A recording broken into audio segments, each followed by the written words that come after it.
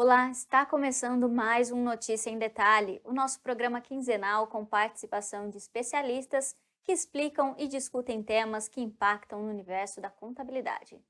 Durante o processo de contratação de um colaborador, é comum que as empresas solicitem alguns documentos para comprovar a aptidão para exercer algumas funções da vaga, ou até mesmo de tempos em tempos, eles podem exigir novamente esses documentos para a manutenção do emprego. Mas quais práticas são aceitas para esse fim? Quais documentos ou exames são considerados discriminatórios? A gente conta para você nesse vídeo de hoje.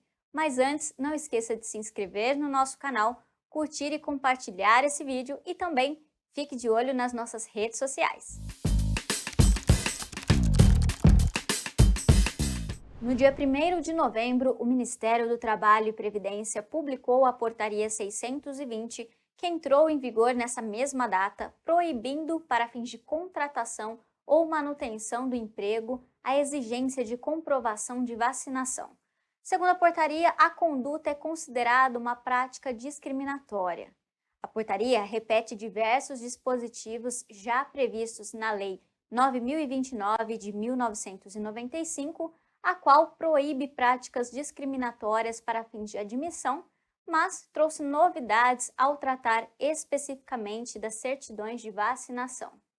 Diante desse cenário polêmico que divide a opinião de especialistas, o Notícia em Detalhe de hoje vai trazer pontos que são considerados discriminatórios para serem discutidos e esclarecidos a fim de deixar os empregadores por dentro da lei. Para isso, convidamos a Bruna Degani, advogada, especialista em Direito do Trabalho e Processo do Trabalho e gerente do Departamento Jurídico da HR Tech Agora. Bruna, seja bem-vinda. É uma satisfação estar encontrando vocês aqui, quero muito agradecer a oportunidade. Bruna, para a gente começar, quais são os atos considerados discriminatórios pela Justiça e por que ela entende dessa forma? Sobre a questão dos atos discriminatórios, atualmente, tanto a nossa legislação como a nova portaria que surgiu no início de novembro, considera atos discriminatórios quando a gente descumpre, eu falo a gente, empresa, descumpre a questão de assumir do colaborador situações que geram uma discriminação nele perante a empresa, seja gerando oportunidades para um colaborador exclusivo, como também para um grupo de colaboradores. E isso, quando a gente acaba fazendo atos discriminatórios, muitas das vezes está atrelado à raça, à cor, a idade desse colaborador, e quando esse tipo de situação é realizado num ambiente de trabalho, isso, em questões de exemplo, nada mais é do que quando a gente realiza um ato discriminatório quando aquela pessoa, pela idade que ela tem, comparado com outro colaborador que é mais jovem, isso é visto perante a sociedade, como também na nossa Justiça do Trabalho, como uma discriminação.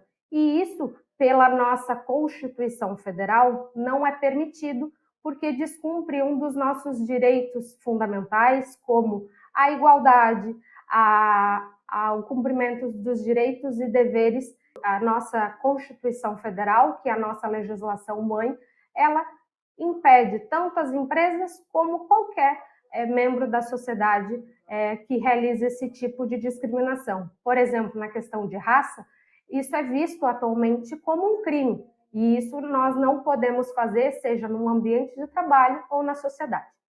E qual penalidade o empregador está sujeito se ele cometer algum desses atos discriminatórios na contratação ou na manutenção do emprego?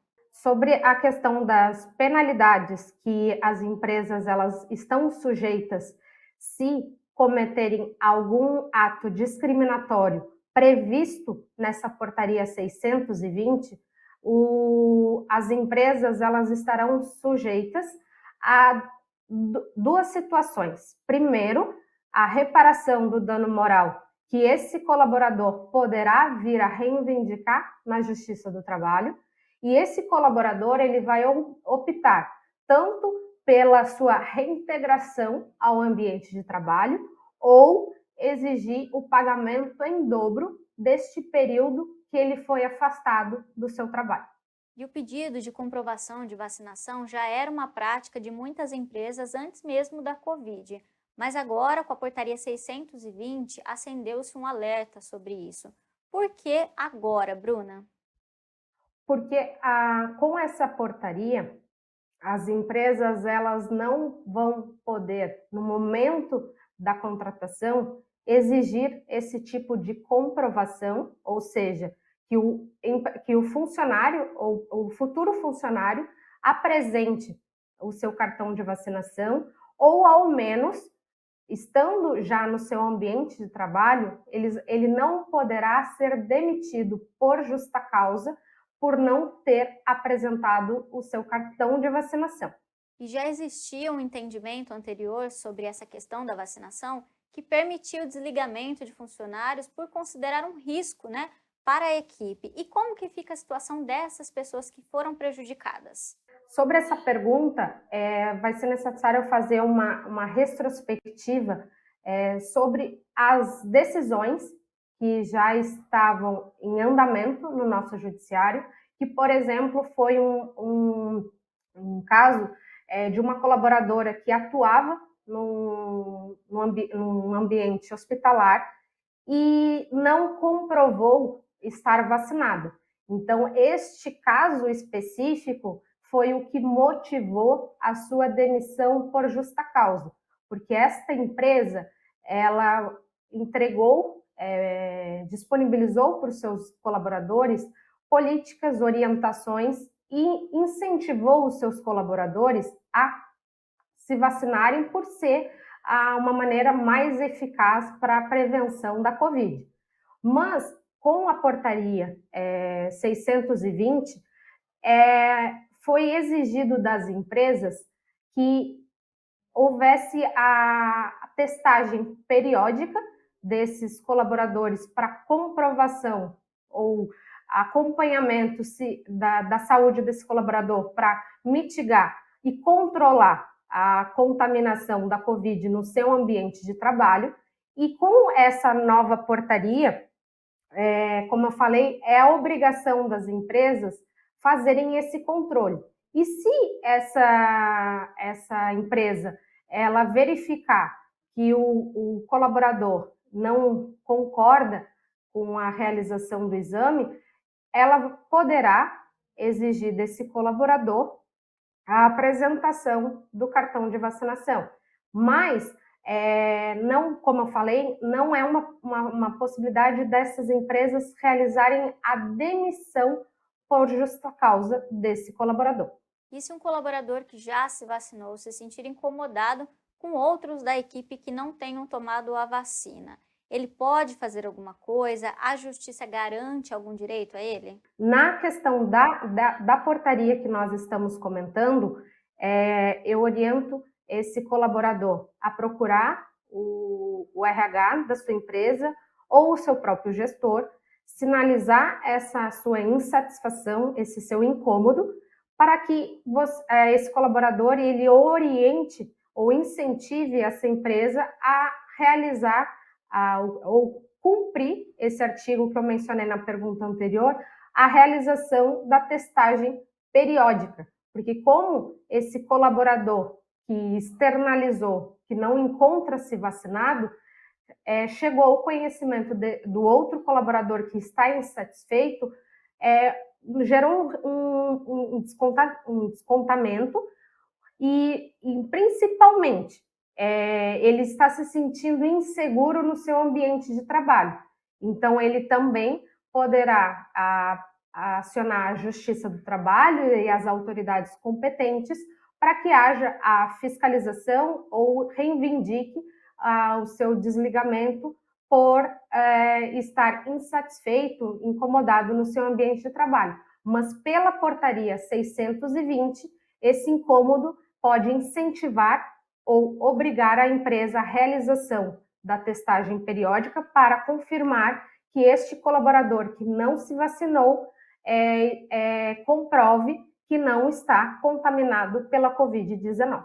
E quais são os principais pontos que as empresas e os RHs precisam se atentar para se adequar nesse novo cenário? O que eu destaco como orientação para os RHs para mitigação dos riscos da Covid-19 é divulgar políticas ou orientações internas para mitigar os riscos da contaminação da Covid. Então, a nossa portaria 620, ela exige que as empresas façam essa divulgação, exponham no seu ambiente de trabalho, por exemplo, orientações como manter a distância, a utilização da máscara dentro da empresa, estar sempre reforçando a utilização do álcool em gel. Isso são as orientações básicas que a nossa política nacional de vacinação orienta a nossa sociedade para a mitigação dos riscos da Covid-19. Então, as empresas e os RHs, eles precisam sempre estar divulgando essas informações para que tudo isso seja aplicado no ambiente de trabalho e, principalmente, através dessas orientações, incentivar os seus colaboradores a estarem com a sua vacinação em dia, independente de ser a vacinação contra a Covid-19, mas principalmente de utilizarem o método de vacinação como uma forma de prevenção ou proteção à saúde dos seus colaboradores. Bruna, muito obrigada pela participação e por trazer os esclarecimentos sobre essa portaria que deixou todo mundo meio assustado e agora precisa se adequar ao cenário. Eu que agradeço a oportunidade e sempre reforço a importância da gente estar sempre atualizado com a nossa legislação. Obrigada pela oportunidade. Bom, e o Tribunal Superior do Trabalho já levantou a possibilidade da Portaria 620 ser inconstitucional, afirmando ainda que a imunização não pode ser uma decisão individual.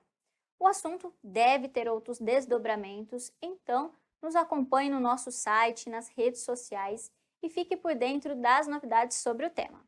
E esse foi o Notícia em Detalhe de hoje, e se você tem algum assunto que gostaria de ver por aqui, envie para a gente pelos comentários. Vamos ficar de olho. Até mais!